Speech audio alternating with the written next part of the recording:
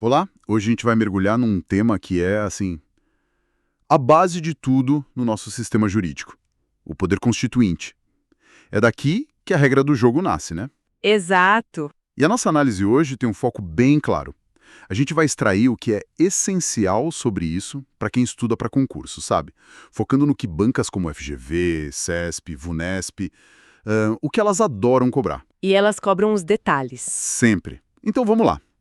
De onde, afinal de contas, vem esse poder de criar ou de mudar a lei mais importante de um país? Pois é, essa é a pergunta central. Porque, no fundo, entender o poder constituinte é entender a própria lógica do direito. E para a gente começar a organizar o pensamento, tem uma distinção que é fundamental. Qual seria? A diferença, assim, radical entre o poder que cria uma ordem do zero, que é o poder constituinte originário. O que começa tudo. Isso. E o poder que só modifica uma ordem já existe, que é o poder constituinte derivado. Um, digamos, cria o universo, o outro só move os planetas de lugar. Gostei da analogia. Então vamos começar com esse criador do universo, o originário. Se a gente pensar na Constituição como a planta de uma casa, ele seria o arquiteto que chega num terreno vazio e, bom, tem liberdade total para projetar tudo. Exatamente essa a ideia. Mas a minha dúvida é, esse poder é tão absoluto assim? Ele não tem nenhum limite, nem, sei lá, moral? Sua pergunta vai direto no ponto nevrálgico da discussão. Do ponto de vista estritamente jurídico, que é o que as bancas positivistas cobram, a resposta é direta. E qual é? O poder constituinte originário, o PCO, ele é ilimitado juridicamente. Ele não deve obediência à Constituição anterior, porque a função dele é justamente romper com ela. Ele é o marco zero. Entendi.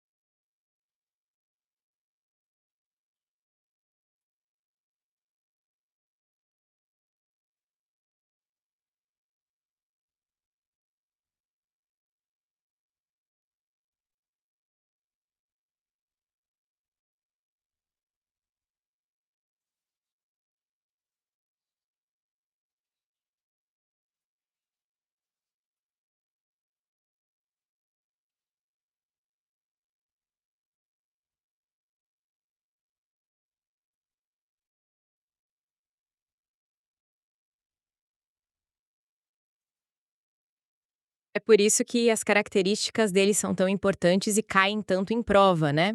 Ele é inicial, porque ele inaugura a ordem jurídica. Ele é autônomo, porque ele escolhe o que vai estar na nova Constituição. E incondicionado, porque ele não segue um procedimento prévio para se manifestar. Certo. Então, ele não segue as regras porque ele cria as regras. Mas, assim, isso não soa um pouco perigoso? Quer dizer que um poder revolucionário poderia instituir qualquer coisa e, pela ótica da nova ordem, estaria tudo certo? Exatamente. E é aí que a gente precisa entender a natureza dele. Para a corrente positivista, que é a que vale para os concursos no Brasil, o PCO não é um poder de direito. Ele é o quê, então? Ele é um poder de fato, um poder político. Ele é pré-jurídico. A força dele não vem de uma lei antiga, mas da força social, da força política que o impulsiona. É um fato que se impõe. Justamente. E outra característica crucial, ele é permanente, ou latente, sabe? Ele não se esgota depois de criar a Constituição. Ele fica ali adormecido e pode, teoricamente, ressurgir. Interessante. E como ele aparece? Basicamente de duas formas. Por outorga, que é quando ele é imposto de forma unilateral. Mais autoritário. Isso. Ou, como foi o nosso caso em 88, através de uma Assembleia Nacional Constituinte, que é a via democrática. Entendido. Ok. A casa foi construída por esse arquiteto superpoderoso, a estrutura está de pé, mas o tempo passa, as necessidades mudam, e se a gente precisar trocar uma janela ou derrubar uma parede, É aí que entra o poder derivado, né? O reformador. Perfeito. O próprio poder originário, o arquiteto original, foi esperto. Ele deixou na própria planta as ferramentas e as regras para futuras reformas. Esse é o poder constituinte derivado. Ah, então ele já vem de fábrica. Exato. E ele é o oposto do originário. Ele não é um poder de fato. Ele é um poder de direito. Ele é criado, instituído e, o mais importante, limitado pelo poder que o criou. Ele não pode sair por aí derrubando as vigas de sustentação da casa. E as bancas gostam de confundir as ferramentas dele, né? Adoram, mas são basicamente 3 caixas de ferramentas. A primeira, e mais usada, é o poder reformador, que altera a Constituição Federal pelas emendas. É a reforma do dia a dia. Certo. A segunda é o poder decorrente. Essa é a capacidade dos estados de criarem suas próprias constituições. E a terceira, que é uma fonte clássica de pegadinhas, Imagino qual seja. é o poder revisor. Ele foi uma ferramenta usada uma única vez, lá em 1993, para uma revisão geral da Constituição. Isso já aconteceu, a ferramenta foi usada e guardada. Hoje, esse poder está esgotado. Então, o revisor já era. É história. Vamos focar no reformador, porque é aqui que a coisa fica bem interessante para as provas. Se a gente pode emendar a Constituição, até onde vai esse poder? A gente poderia, sei lá, aprovar uma emenda acabando com o voto direto? Essa é a pergunta de $1 milhão. E, sem exagero, o tópico mais cobrado dentro do tema. A resposta é um sonoro não. Como a gente falou, o reformador não pode derrubar as vigas mestras da casa. Existem travas de segurança. Muitas. A primeira são as limitações circunstanciais. O artigo 60 da Constituição proíbe emendas durante intervenção federal, estado de defesa ou estado de sítio. A lógica é simples. Não se reforma a casa no meio de um furacão, né? Certo. E sobre o como fazer? O procedimento. Essas são as limitações formais ou procedimentais. E o caminho é bem difícil. Primeiro, a iniciativa é restrita. Só pode propor uma PEC 1/3 dos deputados ou dos senadores, o presidente ou mais da metade das assembleias legislativas. Já é um filtro grande. Um filtro enorme. E depois vem a votação, e aqui o sarrafo é altíssimo.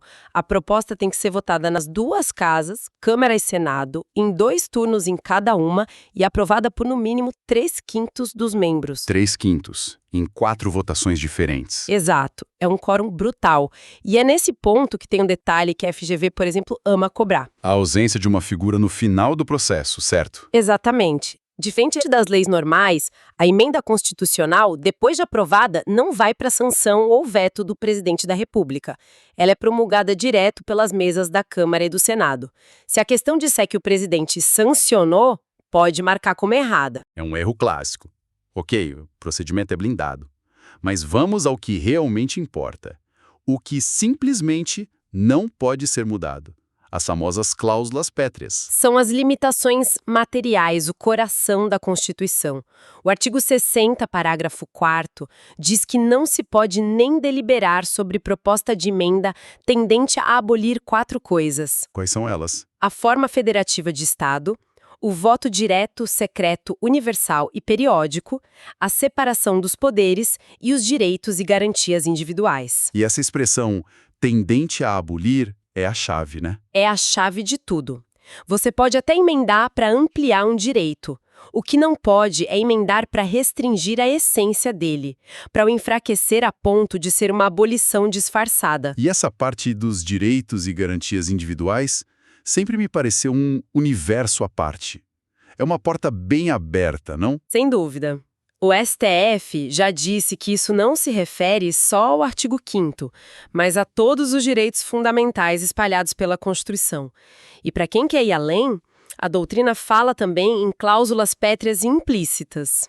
Implícitas? Como assim? São pilares que, mesmo não estando escritos naquela lista, são tão essenciais que também não poderiam ser abolidos, como, por exemplo, as próprias regras que limitam o poder de reforma. Seria um paradoxo poder usar uma emenda para acabar com as limitações das emendas, né? Claro, seria o fim de tudo. Isso nos leva ao outro ponto que você mencionou, o poder decorrente. Falamos muito de Brasília, Mas e os estados? Como fica a autonomia deles para criar as próprias constituições? Essa é a complexidade da nossa federação. O poder decorrente permite que os estados e o DF se auto-organizem. Mas, atenção, um ponto que o CESP adora. Qual? Orgânica, que é outra coisa, um processo subordinado tanto à Constituição Federal quanto à estadual. Boa. Então a autonomia dos estados não é um cheque em branco. De jeito nenhum. Eles são como arquitetos de apartamentos dentro de um prédio. Precisam respeitar as regras do condomínio, que é a Constituição Federal. E que regras são essas? O que impede um estado de, sei lá, adotar o parlamentarismo? Existem 3 tipos de limites. Os primeiros são os princípios sensíveis, listados no artigo 34. São o núcleo da República. Forma republicana, direitos da pessoa humana. A violação é tão grave que pode levar à intervenção federal. A medida mais drástica. Exato.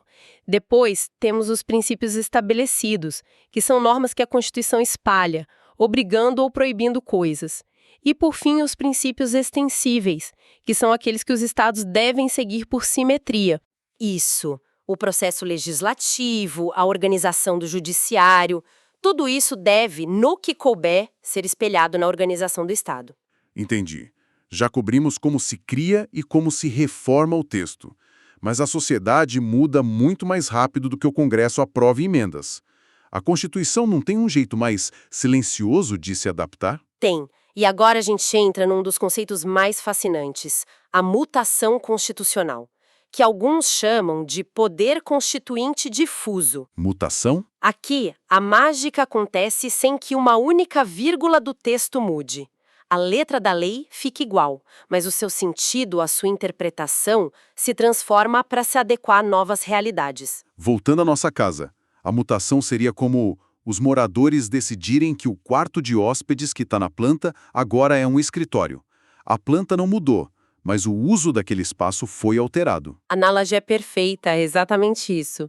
E como acontece, principalmente pela jurisprudência, quando o STF dá uma nova interpretação a um artigo antigo.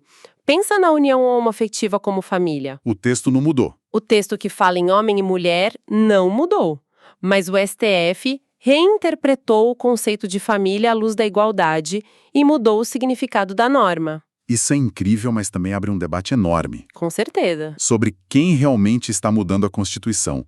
São os representantes eleitos ou são os juízes? Esse é o centro da polêmica do ativismo judicial. A mutação é necessária para a Constituição não virar peça de museu, mas o limite é tênue. Onde termina a interpretação e começa a reescrita da lei pelo judiciário? É uma tensão constante. E falando em evolução, tem mais alguma fronteira. Tem uma última que vale mencionar, a ideia de um poder constituinte supranacional. Uau! Isso soa quase como ficção científica. Uma constituição para o mundo. Ainda não, mas a ideia é questionar a soberania absoluta dos estados. Com a globalização, os tratados de direitos humanos, até que ponto um país pode decidir tudo sozinho? A União Europeia é o laboratório mais avançado disso. Que jornada! A gente começou com a força quase ilimitada do poder originário, que cria tudo do nada, passamos pelas regras super rígidas do poder derivado e terminamos nesse conceito fluido da mutação. Fica claro que a Constituição não é uma fotografia estática. É um filme, né? Que está sendo constantemente reeditado. Exatamente. Ela é um projeto de estabilidade, com as cláusulas pétreas como âncora, mas também é um organismo vivo que se adapta para continuar relevante. Entender essa dupla natureza de rigidez e de flexibilidade é o segredo. Para a gente fechar, que reflexão final a gente pode deixar? A reflexão é sobre o poder no dia a dia.